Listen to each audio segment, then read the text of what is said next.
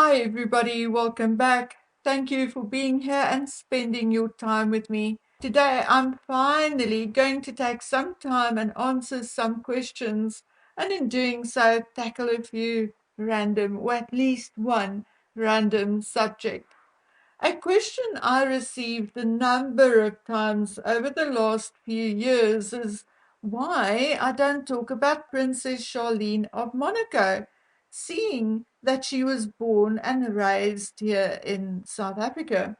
Well, I have my reasons, and in short, I'm not exactly a fan of Charlene, but I don't want you guys to think that I'm an old sourpuss who don't like anyone, because that is not true.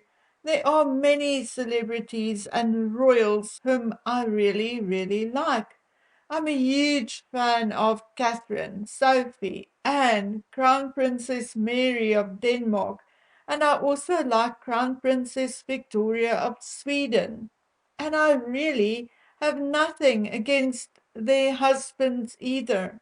So, no, in general, I give people the benefit of the doubt long before I decide that I don't like them. Well, actually, even then, I often just move those I don't particularly care for into the invisible bin. I don't talk about them, I don't read about them, and in real life with real people in my family and in my town, I'm exactly the same. I'm excellent at ghosting or ignoring people. And you know what? It is less upsetting and controversial as well. Anyway, let's talk about Charlene.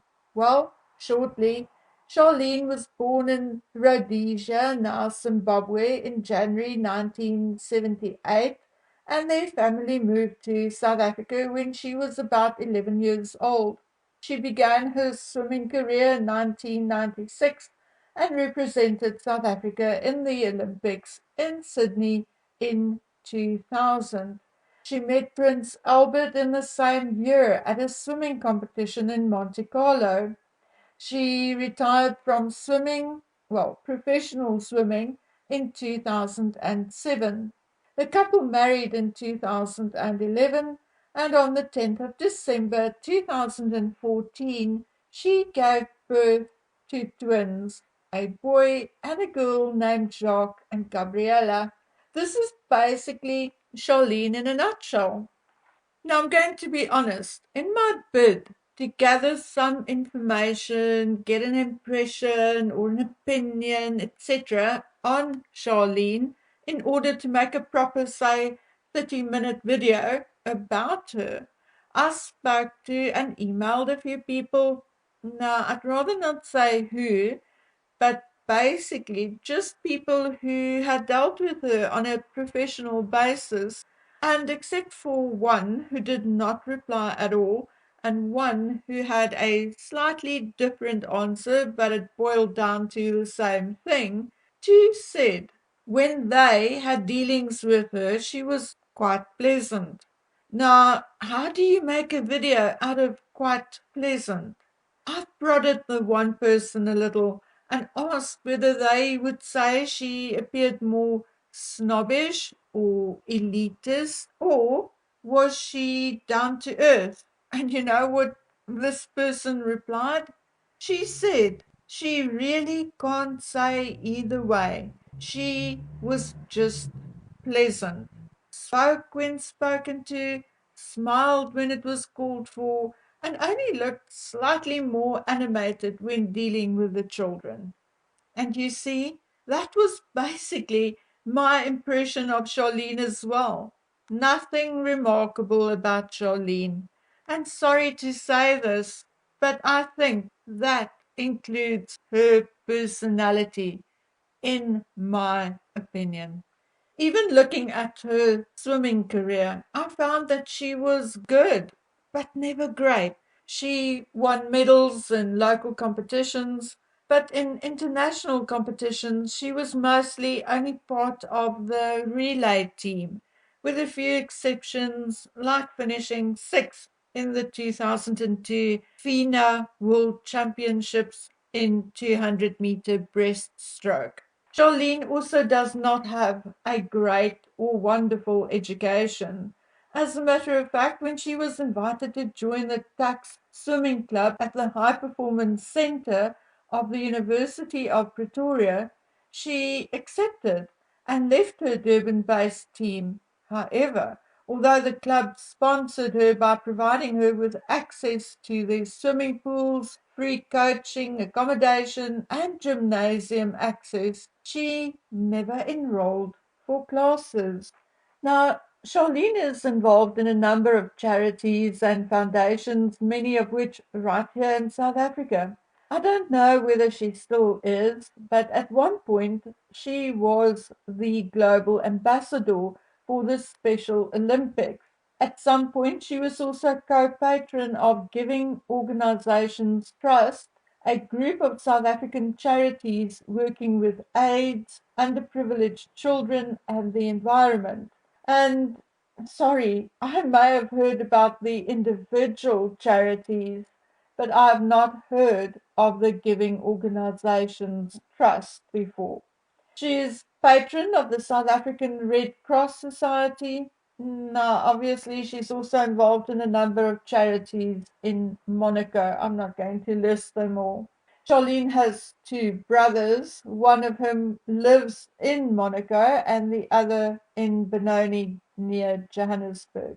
Over the years, there had been regular rumors about the state of Albert and Charlene's marriage, and regardless of what people may think due to Albert's past as a bit of a charmer, a party prince, and a little reckless when it comes to women, it was Charlene who, among the gossipers and stories, who received the most criticism and doubt.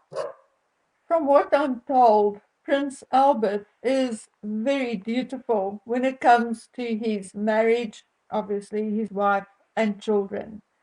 From the gossip mongers, I got stories about Charlene's love of yachts and that she looks more alive mingling with celebrities, movie stars, and such than she does when doing her duties as princess. I'm also told that she prefers France to Monaco. Lately, of course, there are many stories of Charlene and Albert actually living apart, and even that she is actually living in Switzerland, traveling back and forth for events. But I'm told that is not true, but that she does take long shopping trips to Paris, and of course, the family owns a property on the French Riviera. There was even a rumor a couple of years ago of Charlene having an affair. And now, for the life of me, I can't find the stuff, the photographs, and the narrative to go with it. So don't even ask me now who the alleged affair was supposedly with. I can't remember. But one day I'll go through my old hard drive and I may find it. Of course, since her marriage to Albert, Charlene had been gifted some serious bling. Shortly after the marriage, Prince Albert gave her several custom made pieces, and obviously, in the years after, she was gifted even more high end, very expensive pieces of jewelry. One thing I think Charlene had no problem adapting to was going clothes shopping. It is really on a very, very rare occasion that one does not see her in a designer outfit. A little more maybe when she was younger, but now hardly ever. Both Charlene and Giorgio Armani admitted that they became close friends. Furthermore, it is reported that Charlene spent more on clothes in 2022 than Princess Catherine and Meghan. So, all in all, it is difficult to make a precise judgment, come to a definite conclusion, or to form an opinion on who exactly Charlene is. And I can only base my opinion on what I know for sure. I do not think Charlene has the upbringing or education to be a star among royalty and the elite, just like Meghan Markle. Remember, I said the exact same thing about Meghan. So there you go. Those who had accused me of being racist. No, I'm not. I'm saying the exact same thing about the very blonde, white Charlene, because it is a fact. Secondly, I do not think Charlene is a brilliant mother. I know that due to her ENT issues, she could not fly out of South Africa. But I mean, after a couple of months, couldn't she catch a lift on a ship? Well, I'm being a little sarcastic, but honestly, did she have to go and recover in Switzerland for 4 or 5 months thereafter, away from her children? So, what if people wondered why she did not attend events? She does not appear to be someone who is too concerned about what the press has to say. At least she would have been home when her kids came home from school. Of course, she can afford and buys the most expensive clothing, but although I think she has far better taste than Meghan Markle, I think and feel justified in saying that she too battles with what is appropriate for the occasion. Two examples would be the following.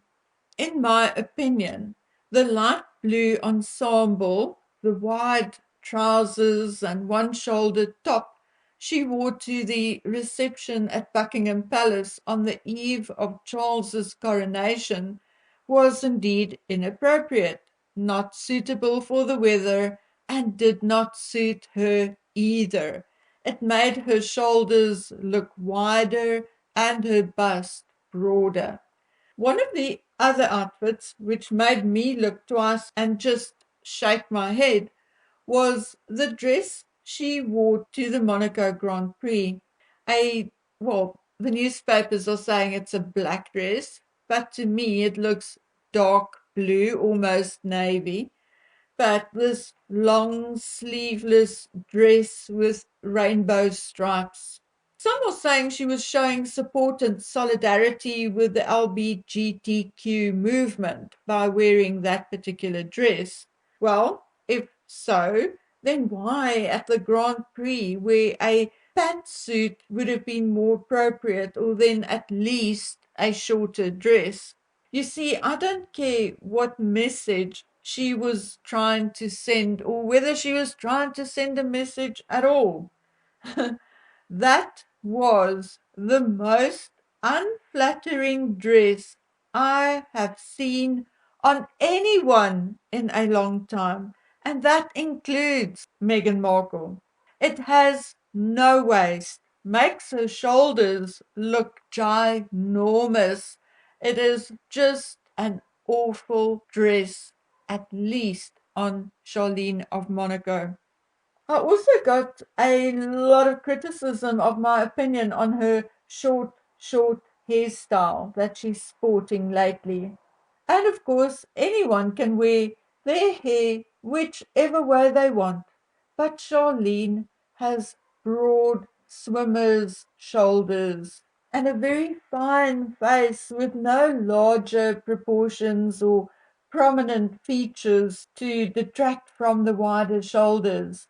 Thus, I don't know how else to say this and remain kind, but in my opinion, that very short hairstyle makes her head appear too small for her body and shoulders. A style which would have given a little more volume would have been better suited, in my opinion.